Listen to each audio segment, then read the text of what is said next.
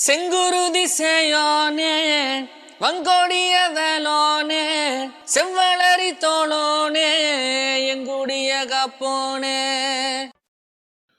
திருப்பூரை சார்ந்த ரிதன்யா என்கிற இளம்பெண் வந்து வரதட்சணை கொடுமையால தற்கொலை பண்ணிக்கிறாங்க. அது சார்ந்து வந்து அந்த பெண்ணுடைய கணவர், அதுக்கப்புறம் வந்து அந்த கணவருடைய குடும்பத்தார்லாம் கைது செய்யப்படுறாங்க. அதற்கப்புறம் வந்து அவருடைய தந்தை வந்து ஒரு கருத்த வந்து தெரிவிக்கிறாரு. ரிதன்யாவுடைய தந்தை. மாற்று வாழ்க்கை அமைக்கிறாங்க, அமைக்கல என்பது அவரவர் விருப்பம். என் பொண்ணு ஒருத்தனுக்கு ஒருத்தி அப்படின்னு சொல்லி செத்துட்டா. என் பொண்ண இழந்தால் கூட அது எனக்கு பெருமையா தான் இருக்கு. அப்படிங்கிற அந்த ஒரு கருத்த வந்து பதிவு செய்றாரு. இதுக்கு கடுமையான விமர்சனங்கள் வந்து சமூக ஊடகங்கள்ல வைக்கப்படுது. அதுல வந்து தாவேகாவிலிருந்து திமுகவுக்கு சென்ற தற்குறி வைஷ்ணவி வந்து ஒருவனுக்கு ஒருத்தி அப்படின்றதெல்லாம் அந்த காலத்து கலாச்சாரம் அப்படிங்கிற அடிப்படையில, இது மாதிரி பேசக்கூடிய நபர்கள் வந்து உயிரோடவே இருக்கக்கூடாது அப்படின்னு சொல்லி தற்குறி வைஷ்ணவி பேசியிருந்துச்சு. அதுக்கு நம்மளுடைய கண்டனங்கள வந்து காணொளி மூலமாக பதிவு செஞ்சிருந்தோம். அந்த வரிசையில இன்னைக்கு ஒரு பதிவ பார்க்க நேர்ந்தது. ஆ "இந்த ஆள் மேலயும் வழக்கு பதிவு செய்யணும்" அப்படின்னு சொல்லி ஒரு பதிவு. "டேய் யார்றா அந்த ரூ. 200 ஊபி?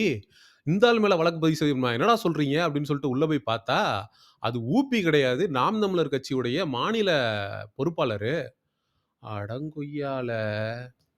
நம்ம கூட ஊப்பின்னு நெனச்சு ஏமாந்துட்டோமே! கடைசியா பார்த்தா நாத்தாக்கா நிர்வாகியா? என்ன நாம் தமிழர் கட்சி நிர்வாகிகள்ல மேல வந்து திராவிட வாட அடிக்குது. ஒண்ணும் புரியலையே! அப்படின்னு சொல்ட்டு உள்ள போய் பார்க்கும்போது தான் பெண்ணியம் சார்ந்த கருத்துக்கள்லாம் பேசி வச்சிருந்துருக்காங்க. இன்னும் கொஞ்சம் அ உள்ள போய் நோண்டி பார்க்கும்போது தான் தெரியுது. ஓரின சேர்க்கைய வந்து ஆதரிச்சு பேசினாக்கா, அடடடடா! நீங்க பேச வேண்டியது தான். அ ஓரின சேர்க்கை, எல்ஜிபிடிக்யூ அஜெண்டா இதையே வந்து ஆதரிச்சு பேசுற நீங்க வந்து, இந்த மாதிரி வந்து ஒருவனுக்கு ஒருத்தி அப்டின்னா உங்களுக்கு வந்து குத்தத்தானே செய்யும், கொடைய தானே செய்யும். அடடா! நீங்கலாம் பேசுவீங்க. நீங்க அதுக்கு தானே நாம் தமிழர் கட்சியில இருக்கீங்க. அதாவது wrong members in the right place அப்டின்னு சொல்லலாம். தவறான நபர்கள் சரியான இடத்துல இருக்காங்க அப்டின்னு நான் வந்து சொல்லிக்கொள்ள கடமைப்பட்டுருக்கிறேன். இந்த ஒருவனுக்கு ஒருத்தி அப்படிங்கிற கோட்பாட்டுல, திராவிட சித்தாந்தத்தை சார்ந்த நபர்களுக்கு வந்து கோவம் வருது, எரிச்சல் வருது அப்படின்னா, அந்த கோவத்தையும், எரிச்சலையும் நம்மளால புரிஞ்சுக்க முடியும். ஏன் அப்படின்னா, அவங்கலாம் வந்து திருமணம் கடந்த உறவு. யார் வேணாலும், யார வேணாலும் காதலிக்கலாம். காதலிக்கிறதுல என்ன, அடுத்தவன் பொண்ணுனா என்ன, அடுத்தவன் பொண்டாட்டினா என்ன?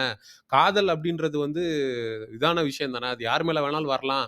அப்படிங்கிற வினோத தத்துவத்த பேசக்கூடிய பெரியாரிஸ்ட் திராவிட கட்சிக்காரங்க வந்து, இது மாதிரியான விஷயங்கள இந்த ஒருவனுக்கு ஒருத்தி அப்படிங்கிற விஷயத்த வந்து தப்பு அப்படின்னு சொல்லி பேசினா, நம்ம என்னடா அப்படின்னு சரி அப்படின்னு சொல்லி கடந்து போலாம். ஆனா, பெரியாரையும், திராவிடத்தையும் மூச்சுக்கு 300 தடவ எதிர்க்கக்கூடிய செந்தமிழன் அண்ணன் சீமான் அவர்களுடைய கட்சியில பயணிக்கக்கூடிய மாநில பொறுப்புல இருக்கக்கூடிய நிர்வாகிக்கு ஏன் கோவம் வருது? அ நீங்கலாம் வந்து பெரியாருடைய ரகசிய ஸ்லீப்பர் செல்களா? இது போன்ற ரகசிய ஸ்லீப்பர் செல்கள் நாம் தமிழர் கட்சிக்குள்ள நெறைய உலாவிட்டு வருவத நம்மளால பார்க்க முடியுது. இந்த எல்ஜிபிடிக்யூ அஜெண்டான்னா வெளில வர்றது. அதுக்கப்புறம் இந்த மாதிரி ஒருவனுக்கு ஒருத்தி அப்படின்னு சொல்லி பேசும்போது, அந்த கருத்துக்கு எதிர் கருத்து பேசுறது. எப்படி பேசுது அப்படின்னு சொல்லி பார்த்தீங்கன்னா, அந்த மாநில பொறுப்பாளர் இந்த அம்மா எப்படி பேசுறாங்கன்னா, "இவன் மீது வழக்கு பதிவு செய்தல் முக்கியம்." யாரு? அந்த பெண்ணுடைய தந்தையை இவன் அப்படின்னு சொல்லி ஒருமையில பேசுது. ஒருவனுக்கு ஒருத்தி அப்படிங்கிறத நீ வெளியில போ வேணாம். உங்க வீட்ல உங்க அப்பா இருப்பார்ல, உங்க அப்பாட்ட போய் கேளு. உங்க அப்பா அதே தத்துவத்த தான் சொல்லுவாரு. ஏன்னா, அந்த காலத்து ஆளுங்கலாம் அப்படிப்பட்ட வாழ்க்கைய தான் கட்டமைச்சு வாழ்ந்து வந்தாங்க. உங்க அம்மாகிட்ட கேளு. உங்க அம்மாவும் அதான் சொல்லுவாங்க. இன்னைக்கு வந்து நான் வந்து ஃபெமினிசம் பேசுறேன். நான் வந்து பெரிய புரட்சியாளர். அதாவது ஒருவனுக்கு ஒருத்தி அப்படிங்கிற கோட்பாடு வந்து ஒண்ணும் தப்பான கோட்பாடு இல்ல. அது ஒழுக்கம் சார்ந்தது. அது ஆணாதிக்க மனநிலை கிடையாது. ஒழுக்கத்துக்குள்ள வரக்கூடிய ஒரு ஒரு உன்னதமான மேட் ஃபார் ஈச் அதர் அப்படின்னு சொல்லி ஆங்கிலத்தில சொல்லுவாங்க. ஒரு உன்னதமான கோட்பாடு அது. எல்லாத்தையும் கடந்த 2 பேரா கடைசி வரைக்கும் ஒரு புரிதலோட வாழக்கூடிய ஒரு வாழ்க்கை. அந்த அடிப்படை புரிதல் கொஞ்சம் கூட இல்லாம, இந்த ஃபெமினிசம், பெரியாரிசம் அப்படிங்கிற அந்த ஒரு அத வந்து அரைகுறையா படிச்சுட்டு, அரைகுறையா வந்து இந்த அறவேக்காட்டு கருத்துக்கள் தான் இவையெல்லாம். நான் கேட்கிறது என்னன்னா, நி தற்குறித்தனமா பதிவு போட்டு இந்த மாதிரி அதாவது இந்த ரிதன்யாவுடைய அப்பா போன்ற நபர்கள்லாம் வந்து வாழ தகுதியற்றவர்கள், அவங்கலாம் உயிரோடவே இருக்கக்கூடாதுன்னு பேசின இந்த தற்குறி வைஷ்ணவிக்கும், இந்த நாம் தமிழர் கட்சியுடைய மாநில பொறுப்பாளர், சுற்றுச்சூழல் பொறுப்பாளருக்கும் என்ன வித்தியாசம்னு நான் கேட்கிறேன். என்ன வேறுபாடு? வைஷ்ணவியுடைய வெர்ஷன் 2.0 தானே? அந்த வைஷ்ணவி அந்த அந்த வைஷ்ணவிங்கிற தற்குறி வந்து தாவேகால இருந்து திராவிட முன்னேற்ற கழகத்துக்கு கட்சி தாவுச்சு. நீங்க என்னைக்கு நாம் தமிழர் கட்சியில இருந்து திராவிட முன்னேற்ற கழகத்திற்கு தாவ போறீங்கங்கிறத நாங்க பார்க்க தானே போறோம். இன்னும் எத்தன நாளைக்கு நீங்க வந்து நாம் தமிழர் கட்சிய வந்து இங்க இருந்து நட்டமா தூக்கி நிறுத்திற போறீங்க? நீங்க என்னைக்கு திராவிட கட்சிக்கு தாவ போறீங்கன்றத நாங்க பார்த்துட்டு தானே இருக்கோம். ஒரு பேரு, புகழு இதெல்லாம் வந்துருச்சு அப்படின்னா, நாளைக்கு நீங்களும் இந்த வைஷ்ணவி போல திராவிட கட்சிக்கு இந்த மாதிரியான கருத்துக்கள நீங்க பேசுறதுக்கு நாம் தமிழர் கட்சியில இருக்க வேண்டிய அவசியம் இல்ல. நீங்க திராவிட முன்னேற்ற கழகத்துக்கே போயிடலாம். இதுக்கு வந்து நீங்க இங்க இருக்கக்கூடிய நாம் தமிழர் கட்சி தம்பிகள வந்து அ அவர்களுடைய மூளைகள சலவ செய்றது, ஓரின சேர்க்கைக்கு ஆதரவா அவர்கள பேச வைக்கிறது, ஒருவனுக்கு ஒருத்தி அப்படிங்கிறதெல்லாம் தப்பு. அபச்சாரம், அபச்சாரம் அதெல்லாம் ரொம்ப ரொம்ப பெரிய தப்பு. அப்படிலாம் இருக்கக்கூடாது. திருமணம் கடந்த உணர்வு, ஒழுக்கம் இல்லாத வாழ்க்கை. அதெல்லாம் வந்து நீங்க அங்க போய் உட்கார்ந்துகிட்டு நீ என்ன வேணா பேசிட்டு போ. பிரச்சனை கிடையாது. நாம் தமிழர் கட்சியில உட்கார்ந்துகிட்டு, தமிழ் தேசிய தளத்தில உட்கார்ந்துகிட்டு, இங்க இருக்கிறவன வந்து நீ கெடுக்கிற மாதிரி இருக்கு உன்னோட கருத்து. அத வந்து நாங்க வன்மையா கண்டிக்கிறோம். இந்த தற்குறி வைஷ்ணவிக்கும், இந்த நாம் தமிழர் கட்சியுடைய மாநில பொறுப்பாளர், நான் பேர் சொல்ல விரும்பல. இந்த மாநில சுற்றுச்சூழல் பாசறை பொறுப்பாளருக்கும் எந்த விதமான வேறுபாடும் இல்லன்னு நான் சொல்றேன். என்ன நம்ம கட்சி சார்ந்து, தமிழ் தேசியம் சார்ந்து இயங்குறதுனால நான் வந்து கொஞ்சம் டீசென்ட்டா விமர்சிக்கிறேன்.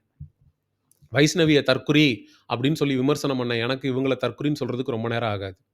என்ன இருந்தாலும், அண்ணன் சீமான் அவர்கள் வந்து நடத்தக்கூடிய நாம் தமிழர் கட்சியில வந்து இவங்க பயணிக்கிறாங்க. இப்போ வரைக்கும் அந்த கட்சியில நம்ம கட்சியில இருக்காங்க அப்படிங்கிறதுனால நான் இந்த அளவுக்கு வந்து நாகரிகத்தோட விமர்சிக்கிறேன் அவங்கள.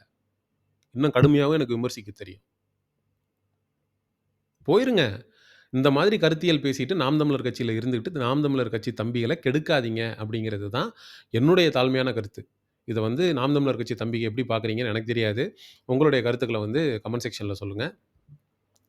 ஆ ஒரு ஒரு பெண்ணை இழந்த தகப்பனுடைய மனநிலை என்ன அப்படிங்கிறது கூட புரியாத உங்கள்ட்டலாம் நியாயத்தையும், நீதியையும், நேர்மையையும் எதிர்பார்க்கிறதுன்றது ரொம்ப ரொம்ப கஷ்டம். இழப்பு அந்த ஆளுக்கு. அந்த ஆளுக்கு தான் தெரியும் வலியும், வேதனையும்.